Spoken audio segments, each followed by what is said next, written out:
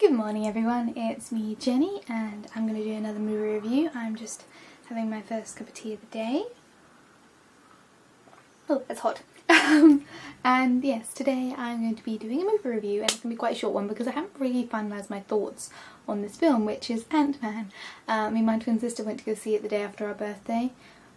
Just as kind of, you know, we've got nothing else to do, let's go to town and watch Antman.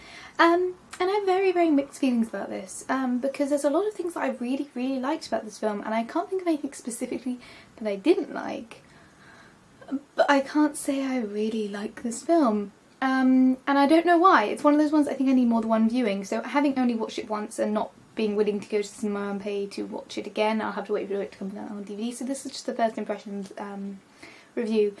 Things that I really, really liked. The humour was very well paced and timed. The side characters are very caricaturish but very entertaining.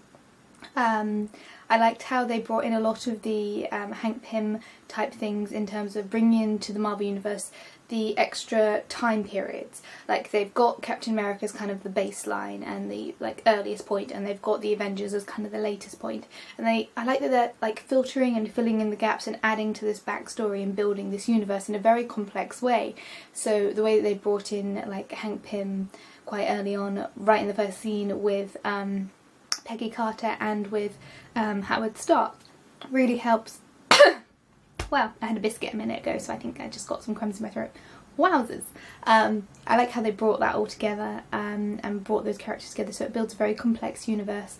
It doesn't negate the power that Hank Pym has as a very, very important character in terms of Ultron and other things. You can see his influence on the universe without him having to be a primary character, so it builds the history of the universe without taking away from the mythology that they've already built up in the cinematic universe, which I thought was really well done.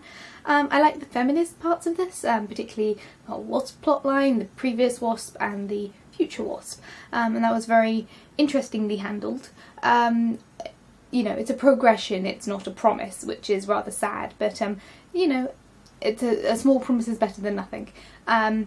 My favourite thing about this was the visuals. The visuals of this are absolutely amazing. The way that they do the shrinking and the growing, the kind of the visual humour and the visual metaphors thrown in with this are incredible. The whole, you know, the giant Thomas the Tank Engine is one of the best things ever. Just the way that they kind of manipulate the size of things. And one of the things that really struck me during the kind of train track fight was it's about, you know, particularly with the first arc of the film being about this character trying to, you know, work his way up. He's got a degree, he's worked really, really hard, and he's got nothing. And he's working in, you know, below minimum wage type jobs with a really shitty boss.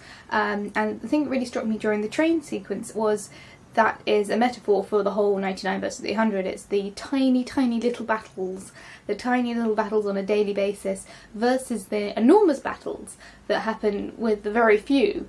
And it's kind of, it was a nice little visual metaphor for the whole arc of the story, which is this, you know, small battles on a very, very tiny level having a huge impact overall on general society, which I thought was a very interesting metaphor. I don't know how deliberate it was, but given that the script was originally pegged by Edgar Wright, who, if you go and watch his trivia tracks and his behind the scenes on, for example, the Cornetto trilogy, I'm pretty sure that was a deliberate metaphor, so that was pretty awesome.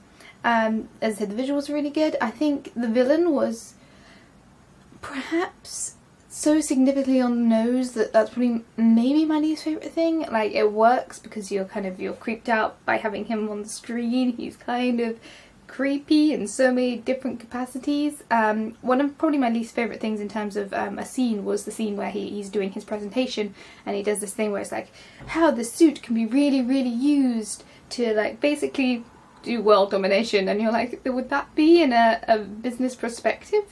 Like, before you've actually finished the science?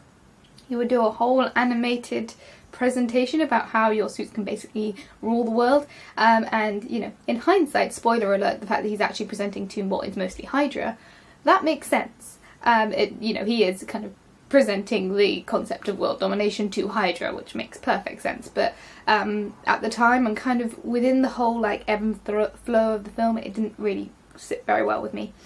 Generally, I can't really tell what I didn't like about this film, but I just didn't really love it. I think probably it's kind of the same feeling that I got when I watched Oh, someone's at the door. I might have to run down and go get there. The kind of feeling that I got when I watched Frozen, in that I could feel the script being rewritten as I watched the film. I could feel the different voices trying to interfere in what was going on in the plot, and I really got to go answer the door. So thank you all for watching. Feel free to comment down below, and I'll see you guys later. Bye!